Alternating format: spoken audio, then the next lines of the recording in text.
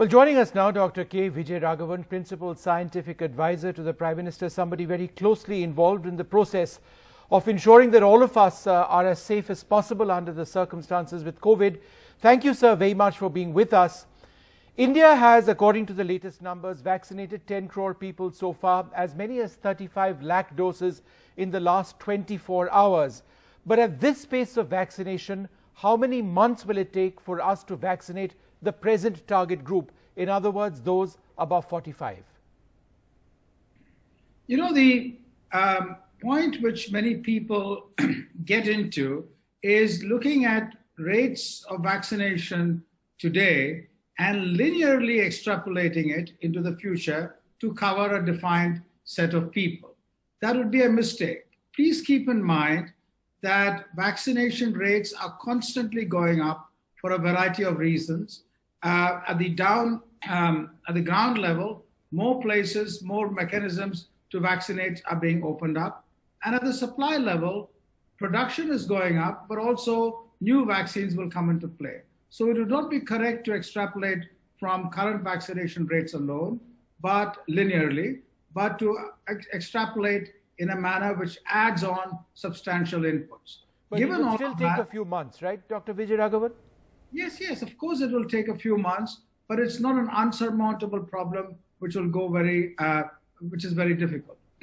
Sir, the manufacture and supply of vaccines is presently strained in India. In the United States, for example, there was Operation Warp Speed, which was announced in May last year. And the US government had sanctioned $11 billion, not just to support invention, but also to ramp up manufacture. Why did India not have something similar, at least to ramp up manufacturing when the time came, to spread out vaccination to many more citizens? Well, there are three different points here. One, you must keep in mind that you're comparing apples and oranges. The size and scale of the US manufacturing into vaccines and to different kinds of vaccines, the mRNA vaccines which require cold storage, is very different from the route India adopted. India adopted its robust vaccine industry and got into scaling that up, which is something which was reasonably feasible, as opposed to going in for some new technology which was not open at all. That required an enormous amount of investment. That factor, that point that we have this capacity, was actually amplified, the second point is, enormously. Our drug controller modified the rulings and allowed production, stockpiling, even before clearance, so that should clearances come, the companies would be ready. This is an enormously enabling point, which must be kept in mind. That allowed our companies, particularly the two where vaccines are now being made, to stockpile in advance, and even now allows other vaccines which are being tested to be stockpiled. And this is something which is very good. Otherwise, there'd be a lot of delay. Then there was also a huge amount of effort which went into making sure that the fill and finish and the pipeline was ready. So the result of all this is when the go-ahead came for emergency use authorization, the vaccines could roll out very, very rapidly. Now, as more vaccine production is needed, we must keep in mind what happened. As the cases came down earlier in the year, there was a feeling that, not amongst the government or the companies, but amongst people, that somehow vaccination could take its own course. And as the cases now have gone up, there is a feeling that vaccination needs to be done very urgently. Both are feelings which are immediate reaction to the present, and we need a little calm to see that production is going up, supply is going up, there are more vaccines coming, things will roll out. We are dealing with a situation very different from the first wave a little more than a year ago. We have much better capacity to handle with PPEs, ventilators, hospital capacity. We have a large population which is being vaccinated now. So things are tough, but they are a very different situation from the start of the pandemic. Dr. VijayRaghavan, an Indian company with international customers, in other words, the Serum Institute, took a risk, and on their own they invested in an untested drug at the time, the Oxford vaccine, AstraZeneca. Today, if they want to scale up production to meet India's requirements now, shouldn't the government offer to help meet the requirement, since we all benefit from it? They've said that they need 3,000 crores. The company is an extraordinary company, as also is the other company, Bharat Biotech, and the companies which are coming up now. And the government is in constant touch with not just Serum Institute, but with other companies to look at ways by which they can assist in the expansion of manufacturing. So this is not something which is not going on. This is happening. Now, companies have a couple of ways, at least, by which they raise capital. They have the internal support. They have others who support through risk mitigation, and there's interest subvention. And these mechanisms are and have been explored. So I don't think, it is correct to say that suddenly the company came up with a view that it needs this much and it's not available. These are matters which have been under discussion for a long time, and routes to increase manufacturing will play out soon. What would those possible ways be? Are you suggesting that the government could consider financing? Because the option in the case of SII is that they go to the bank. That's what they've said on record. Well, I don't know exactly which way of financing specific companies will end up doing, but all the options which I said on the table are there. There are people, investors in India and abroad. There are Indian banks, there's government programs, there are government R&D programs. All of this will add up into ensuring manufacturing grows. I don't see that as, any of this resource being limited to expanding manufacturing. Manufacturing, by the way, once you start expanding, it takes a while to set that up and get it going. It's not a switch which opens up right away. Which is why time is of essence. But sir, why were orders not placed in, let's say, September or October, when NEGVAC, which is one of the primary bodies which is looking at the vaccine rollout, why were orders not placed at that stage, which would have allowed a ramping up of facilities of manufacture at Bharat Biotech and Serum, so that, and in a situation like this, when we've opened it up to plus 45s, we wouldn't have states saying, I'm running out of stocks in 2 days? The way decisions on vaccination are taken, who to vaccinate and so on, is a combination of groups which need the vaccines in terms of risk and being in the front line and having comorbidities and so on. And that needs to be matched with the supplies end. If supplies were infinite, of course, everyone could get vaccinated right away. Now, how are supplies calibrated? There, the government works with the companies and asks them, what is their projection for ramping up the supplies? So it's not that the procurement or the decisions are done in a vacuum without the companies being involved. All of them are involved. Companies tend to project what they can do. Sometimes they might over-project or under-project because they're not, they cannot predict the exact circumstances. And governments also plan accordingly. And therefore, there's a calibration constantly taking place. And I don't think we need to worry about little ups and downs. They will even out, and we're going to see more distribution and more supplies. Professor VijayRaghavan, we speak about India's vaccine maitriya, vaccine diplomacy.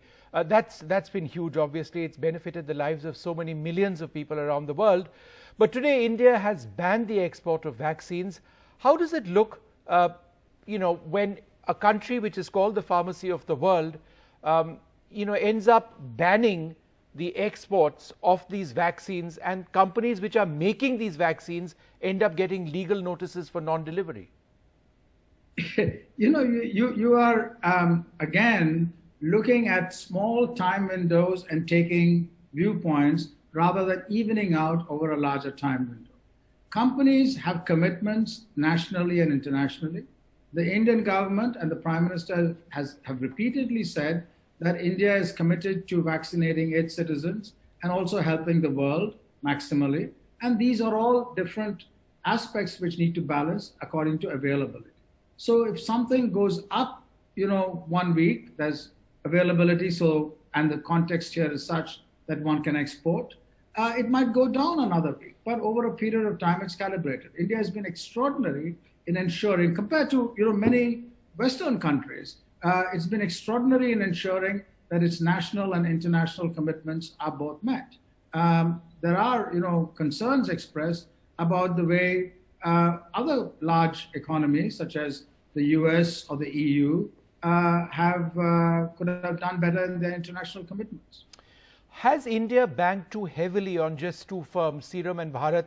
We are now well into April, and for a country as large as ours, we still don't have any other options which are presently on the table. Would you have liked to have seen more of those options on the table to step up, the numbers of vaccines being rolled out? There are 2 points here. One is about the numbers of doses of any given vaccine, combination of vaccines, and the numbers of different kinds of vaccines. Both are important. There's no point in having multiple vaccines in suboptimal doses. And it's good to have multiple vaccines so that, in different contexts, different vaccines will be useful. Now, India has got right now, and it's very unusual amongst countries in the world, that it's got manufacturing capacity. 2 vaccines which have been approved. One more, the Sputnik, which is under consideration. Novavax and the Johnson & Johnson, which are going into bridging trials and hopefully will go past that soon. We have other vaccines which are being made in India. There's a vaccine made by a company in Pune, which is an mRNA vaccine which has gone into trial. So we're going to see a very large range of vaccines coming soon. Again, I'd like to stress the view when things are going well that, oh, well, things are fine. We have a couple of vaccines. Why do we need more? To a swing at the other end when, my God, life is tough. Why don't we have more vaccines? These things should be viewed a little calmly. We have vaccines at hand.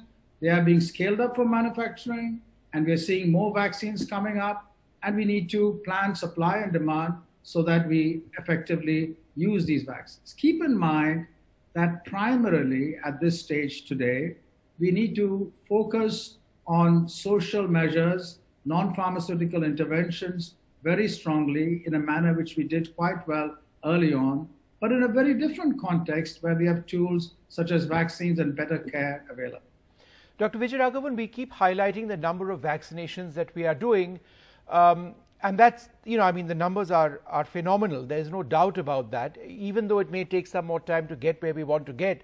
And I don't think anybody is denying that. But what about universal vaccination, in other words, adults?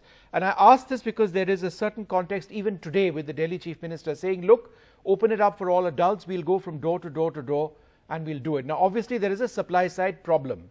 But what are your views on opening it up to 18 plus adults? A very hypothetical question. When the key aspect of vaccination for the country and for the world in general is equity and access. It's not, theoretical statements about whether everyone should have the vaccine or only someone should have vaccine. Equity and access means when you have a certain number of vaccines in a certain time period, you see where it is needed the most and roll it out. And you make sure that others are protected in multiple ways so that when vaccines become more available and distributable, they get it. So yes, it would be wonderful if vaccines were magically to reign everywhere immediately, that everyone has access. So I don't see the logic in discussing how one should roll it out from door to door or otherwise in a situation where the calibration of supply and demand is just ramping up really well right now. Okay.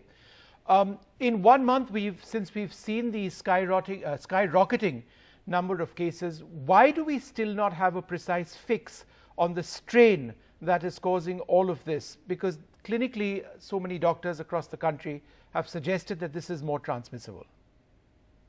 Why do you think it's the strain which is cause of the rise alone? Is it not a different strain? There are multiple components which go into a rise, and we shouldn't pin ourselves down onto one or another explanation. It's the virus and its variants that could be important in some context. It's a behavior which could be important in another. It could be the number of people who have already been exposed in a population, which is the third. It could be the extent of vaccination in a country, which is the fourth. And all these are multiple parameters which are very complex. So the reason why I'm pointing out this issue about the variant, and variants are important, and they could have an important role, is it's worrying to blame the rise on something which is not in our control. we must keep in mind that the virus is transmitted through humans. And human behavior, therefore, plays a very important part, no matter what the strain is. And that should be our focus right now. While strains are important and understanding their biology is important, and while that is being done, because it's important to know whether they are immune evasive or vaccine evasive, and if so, what to do and to what extent, to just say that we will wait for that and it's something to do with the strain is not the correct thing to say without saying that our primary focus now needs to be on our behavior and make sure that it's appropriate. That said, sir, how soon before we get this answer? Again, because we want to know how effective our existing vaccines are to these strains.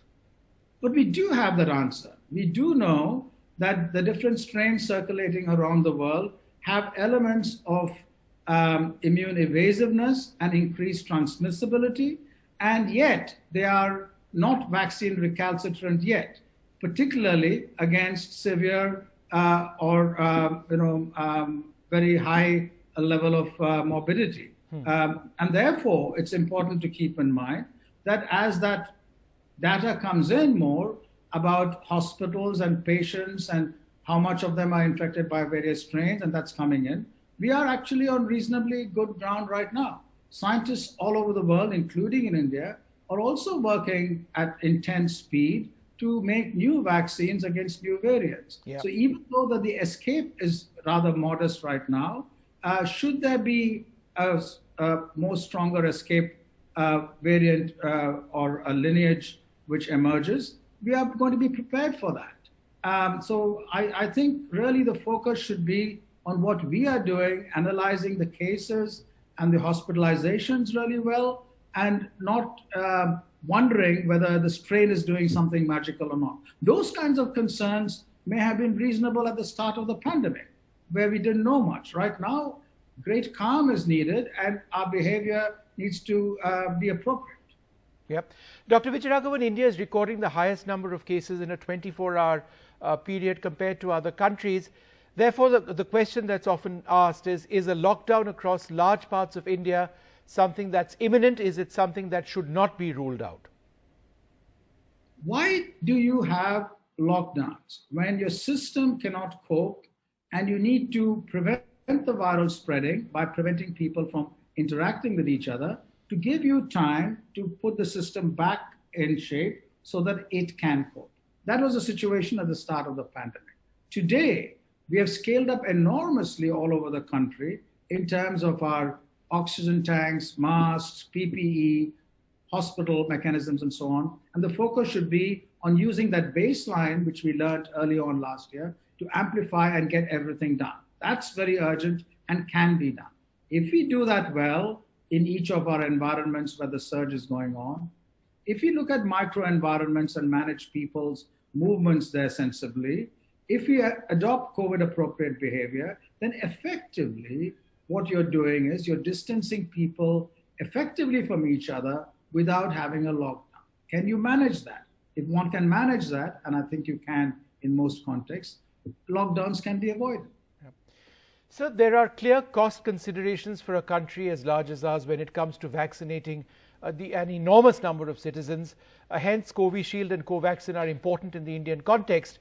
But for those willing to pay, and this could in a country as large as ours again be millions of citizens, was it correct to deny the rollout of other drugs at commercial rates?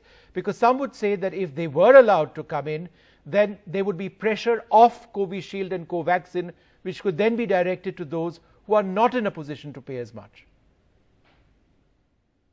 You know, this is an interesting question. What you're saying is that while we, as a government, as a country, as a people, focus on equity and access, should you not allow those who can afford to bypass this large-scale national mission and get access and have them vaccinated? Now, the answer to me is obvious. How much of a priority that gets. If those vaccines, which people want to get and pay at any price, were also available on scale at a price which is affordable for mass-scale vaccination, that's a different matter. But that's not what we're hearing. No, yeah. No, but sir, that still doesn't answer my question. I understand that a Pfizer or a Moderna is not affordable given the numbers in India. But for the millions of Indians who are willing to pay for it, would that not possibly have helped, particularly taking off pressure of Covaxin and Covishield, which is available at excellent prices to the government? Well, I would urge you to run your statement in your mind and answer it, because again, what I said earlier was that the focus from a public health aspect would be to get affordable vaccines on large scale to everyone.